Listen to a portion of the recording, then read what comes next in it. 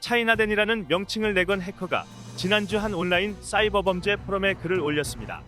글의 내용은 중국인 10억 명에 대한 정보 등을 상하이 경찰 당국으로부터 해킹했다는 것입니다. 또한 해킹을 통해 취득한 23TB가 넘는 정보를 10비트코인에 팔겠다는 제안을 했습니다. 정보에는 중국인 10억 명에 대한 정보와 사건 관계자의 이름, 주소, 출생지, 주민번호, 휴대전화번호 등 수십억 건의 개인정보가 포함되어 있다는데요. 해커의 주장이 사실일 경우 역대 최대 규모의 사이버 범죄가 될 것이라고 외신들은 전했습니다.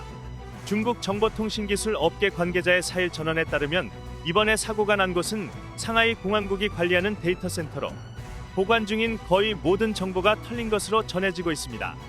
이와 관련 베이징의 ICT 업계 관계자인 저우잉 씨는 이번 사건으로 중국의 모든 성인들의 중요 정보들은 거의 다 털렸다고 봐도 된다. 이들이 완전히 속살까지 드러나는 투명인간이 됐다는 말이 나도는 것은 괜한 게 아니라고 해야 할 것 같다면서 상황이 심각하다고 분석했습니다.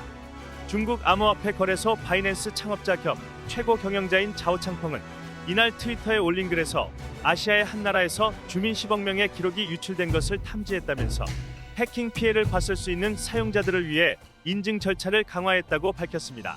국가를 특정하지는 않았지만 해커의 주장을 뒷받침하는 모양새입니다.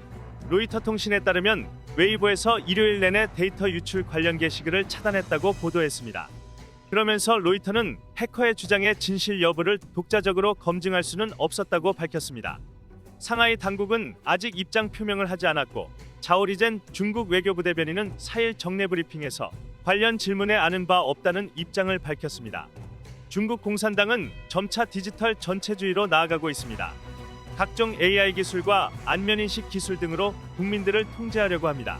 실제 전국 곳곳에 설치된 6억 대의 CCTV를 통해 안면인식, 목소리, 홍채, 염색체 등 주민들 생체 정보를 광범위하게 수집하고 있습니다.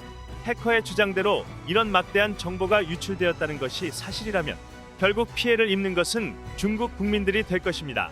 지금까지 에포크픽이었습니다.